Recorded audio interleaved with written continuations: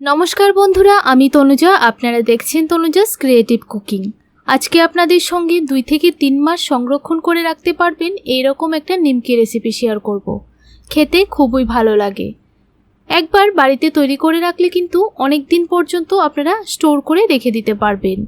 चायेर संगे बा एमनितेई खूब मजा हय खेते। चलुन ताहले बंधुरा रेसिपिटी देखे नेওয়া যাক। আর এই রেসিপিটি আমি মাত্র 1 কাপ আটা দিয়ে তৈরি করেছি। এখানে একটা ফ্রাইং প্যান বসিয়ে দিলাম, 2 টিস্পুন দিয়ে দিলাম সরিষার তেল। আপনারা চাইলে তেলের বদলে ঘি দিয়েও এই রেসিপিটা তৈরি করতে পারেন। অল্প একটু আস্ত জিরে দিয়ে দিলাম, অল্প একটু কালো জিরে দিয়ে দিলাম আর অল্প একটু জোয়ান দিয়ে দিলাম। এখন একটু দিয়ে দেব হিং। হিংটা অপশনাল, আপনাদের পছন্দ না হলে স্কিপ করে নিতে পারেন। এখন হালকা একটু ভেজে নিতে হবে আর অবশ্যই ফ্লেমটাকে লো টু মিডিয়ামের মধ্যে রাখতে হবে যেন ফোড়নটা ভালোভাবে ভাজা হয় আর ফোড়নটা যেন পুড়ে না যায় সেদিকে লক্ষ্য রাখতে হবে। দেখুন একটু ভেজে নিয়েছি। এখন কিছু ধনেপাতা দিয়ে দিলাম। আমি এখানে বিলেতি ধনেপাতা ব্যবহার করেছি, আপনারা চাইলে বাজার থেকে কিনে আনা ধনেপাতাগুলিও দিয়ে দিতে পারেন।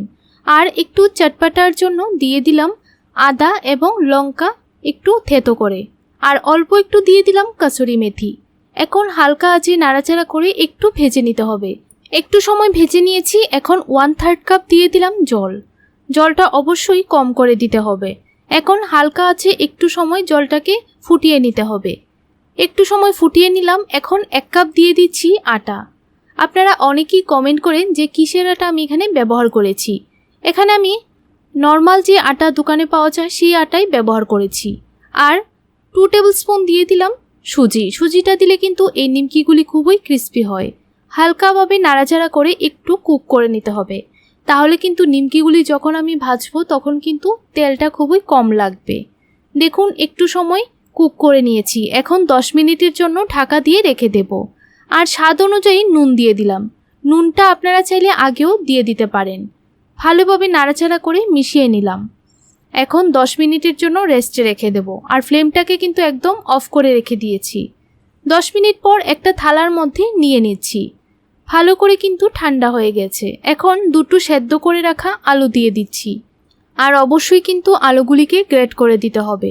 আপনারা যদি আলুগুলি ম্যাশ করে দেন তাহলে কিন্তু এই ডোটার মধ্যে দানা দানা থাকবে আর গ্রেট করে দিলে কিন্তু একদম স্মুথ একটা ডো তৈরি হবে। দেখুন ভালো করে গ্রেট করে দুটো আলু দিয়ে দিলাম। এখন হাত দিয়ে মেখে নেব। এখানে কিন্তু আর জল দেবার কোনো প্রয়োজন নেই। আলুর মধ্যে যে জলটা থাকে সেই জলটা দিয়ে কিন্তু আটাটা মাখা হয়ে যাবে। দেখুন ভালো করে মেখে নিয়েছি। এখন আপনাদেরকে একটু দেখিয়ে দিচ্ছি যে আটাটা কতটা সফট হয়েছে। দেখুন প্রায় 3 থেকে 4 মিনিট সময় নিয়ে ভালোভাবে আটাটাকে মেখে নিয়েছি। এখন আমি একটা চপিং বোর্ডের ওপর নিয়ে নিলাম। যেহেতু আমি রুটিটা একটু বড় করে তৈরি করব তাই চপিং বোর্ডের ওপর নিয়ে নিলাম। তারপর দুটো টুকরো করে নিলাম। একটা টুকরো সাইড করে রেখে দেব আর আরেকটা টুকরো বেলে নেব। দেখুন টুকরোগুলিকে ঠিক এরকমভাবে একটু চ্যাপ্টা করে দিতে হবে। এখন একটু মোটা করে রুটির শেপে বেলে নিতে হবে আর সাইডগুলি কিন্তু খুব বেশি গোল হবে না। দেখুন এইরকমভাবে বেলে নিতে হবে। তারপর চাকু দিয়ে সাইডগুলি কেটে দিতে হবে, তাহলে সবগুলি নিমকি একদম সমান হবে। এখন মাঝখান থেকে এরকমভাবে কেটে তারপর ছোট ছোট করে কেটে নিতে হবে। আপনাদের পছন্দ অনুযায়ী যে কোনো শেপে তৈরি করে নিতে পারেন। আমি এইরকম লম্বা লম্বা করে নিমকিগুলি তৈরি করে নিয়েছি। এখন একটা প্লেটের মধ্যে সবগুলি নিমকি নিয়ে নেব আর দেখুন কতটা থিকনেস হয়েছে আপনারা দেখেই বুঝতে পারছেন। এখন নিমকিগুলি ভেজে নেব। চুলায় একটা ফ্রাইং প্যান বসিয়ে দিলাম আর পরিমাণ মতো দিয়ে দিলাম সাদা তেল। তেলটা ভালো করে গরম করে নিয়েছি। এখন ফ্লেমটাকে একদম লো টু মিডিয়ামের মধ্যে রেখে সবগুলি নিমকি দিয়ে দিচ্ছি। আমি 2টি ব্যাচে নিমকিগুলি ভেজে নেব।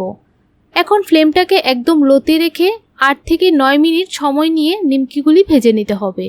আপনারা যদি নিমকিগুলি ভাজার সময় গ্যাসের ফ্লেমটাকে একদম হাইতে রেখে নিমকিগুলি ভাজেন তাহলে কিন্তু সঙ্গে সঙ্গে নিমকিগুলি পুড়ে যাবে আর ভেতরটা কাঁচা থেকে যাবে আর ততটা কিন্তু ক্রিস্পি হবে না।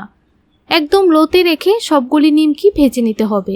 একটু ধৈর্য সহকারে কাজটা করতে হবে। খেতে কিন্তু ভীষণ মজাদার হয়। একবার এইভাবে নিমকি তৈরি করে স্টোর করে রেখে দেবেন, তাহলে কিন্তু চায়ের সঙ্গে বা এমনিতেই পরিবেশন করতে পারবেন। বন্ধুরা নিমকির রেসিপিটি কেমন লাগলো অবশ্যই কমেন্ট করে জানাবেন। ভালো লাগলে ভিডিওটিতে একটা লাইক করে দেবেন। আর বন্ধুরা আপনারা দেখেই বুঝতে পারছেন কতটা ক্রিস্পি হয়েছে। এখনও যারা চ্যানেলটিকে সাবস্ক্রাইব করেননি প্লিজ চ্যানেলটিকে সাবস্ক্রাইব করে আমার পাশে থাকবেন। তাহলে বন্ধুরা আজকের জন্য এতটুকুই। দেখা হচ্ছে নতুন আরেকটি রেসিপিতে। আপনারা সবাই ভালো থাকবেন, সুস্থ থাকবেন।